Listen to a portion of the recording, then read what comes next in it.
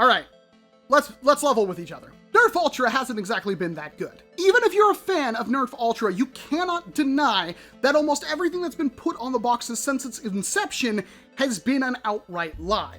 Up to 125 feet, well, that wasn't even a reality until very recently. The Ultra 1, Ultra 2 didn't hit those marks at all. The Ultra 4 and 5 were a bit closer, but the Ultra 3 is probably the closest to that, hitting harder than any of the blasters previous to it. And going further down the Ultra trail, I have here in this box apparently the NERF Ultra 6 GS. No idea what that is, but if you want to explore with me what's in this cardboard box, hit subscribe because I'm going to be doing a video on it very, very soon.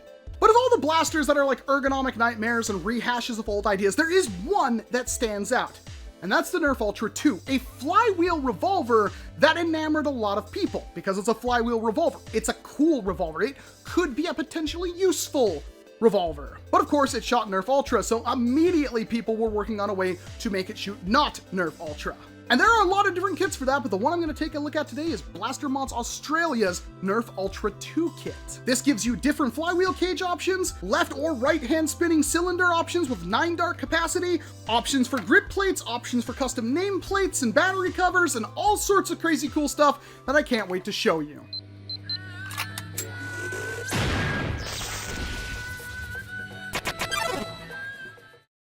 Let's start with the installation, because that's pretty much where every story begins. To install this kit, you're going to need a couple of tools. Mostly, if you're going to be using an aftermarket flywheel cage with aftermarket motors and wheels, you're going to need a Dremel to cut out the original battery tray, because it's not going to be running on alkaline batteries anymore.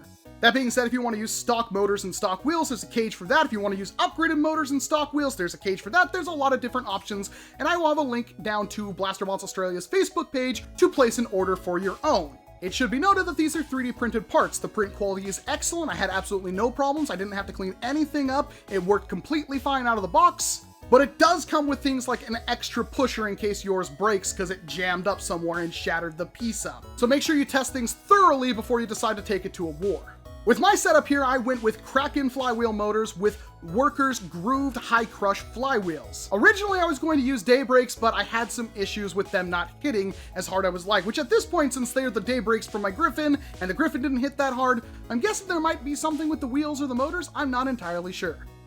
The setup I have right here will hit anywhere from 150 to 160 with an Adventure Force waffle dart. Speaking of which, you can get an Adventure Shot Waffles shirt down below if you happen to be as big of a fan of the dart as I am. This is a 41.5mm gap cage, which is a pretty high crush option. If you're doing HVZ, you're going to want less of a crush, so get like a 42 or 43mm option.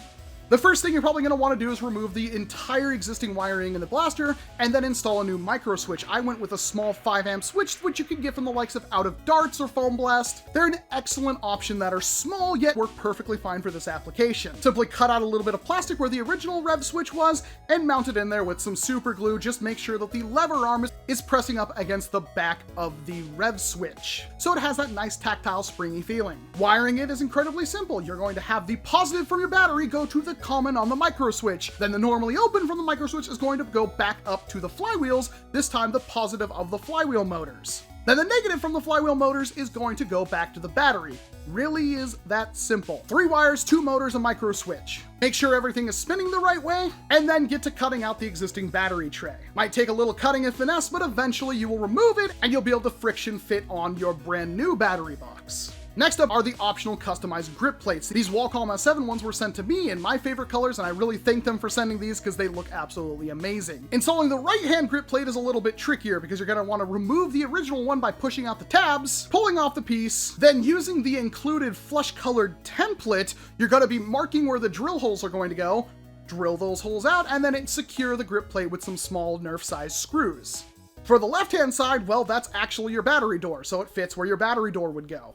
There are options for counterclockwise spinning cylinders or clockwise spinning cylinders if you are left-handed or dual wielding. And the optional grip plates are really nice to have because while they may not improve the comfort for my small hands, it does make the blaster look a lot better because it makes the grip feel more substantial and more to scale with the rest of the blaster. After it's installed, you're ready to rock, and this thing is a hand cannon. Again, hitting about 150, 160, and honestly, I think I can push it up a bit harder than that if I can get the Daybreak flywheels to work.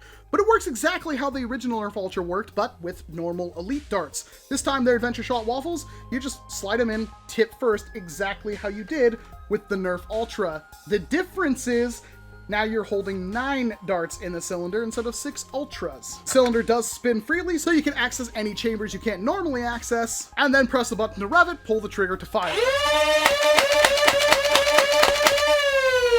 And if you need... And in a pinch, if you're out of ammo and only need to load 1 dart, you just load it in the next indexing cylinder, like that. Really simple. If I were to use this for like HVZ or something like that, I wanted a sidearm or a secondary that I didn't have to have magazines for, but could use one-handed, I would just clip it to my gear somewhere, on the side, maybe on my belt, and if I needed it, I could literally just reach down, tilt it up, and fire shots off the hip as fast as possible, and then when it's dangling down, I could just load darts into it at my convenience. It's not really that difficult.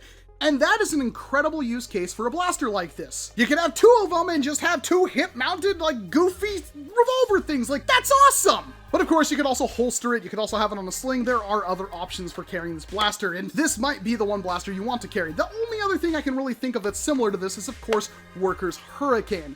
The issue with the Hurricane and compared to this is that the Hurricane actually has a spring-loaded magazine cylinder thing, which is a pain in the butt to reload. At least if you're loading the cylinder. If you're just reloading the entire blaster, you just remove the cylinder, put in a new one, but how many of those are you actually going to carry on you?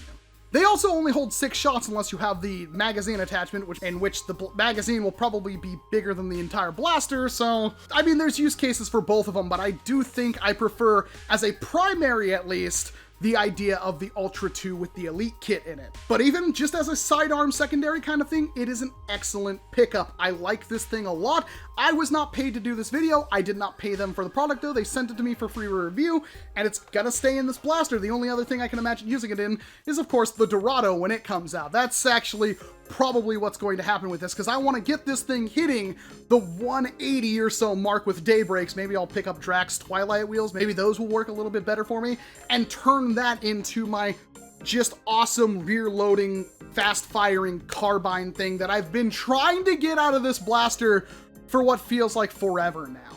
So if you want to live the cowboy fantasy with your NERF Ultra 2, I'll have links down below in the description where you can check out Blaster Mods Australia Facebook page, make an order, and check out their YouTube channel as well, where you can see the install guide for this blaster. I love this thing, but most importantly, let me know if you love this thing, or let Blaster Mods Australia know if you love this thing by leaving a comment down below and hitting that like button.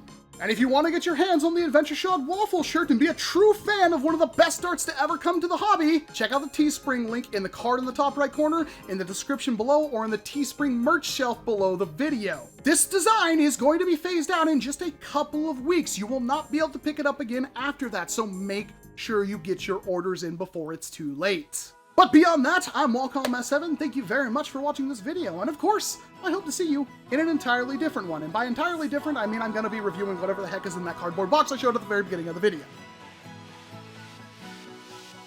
You gotta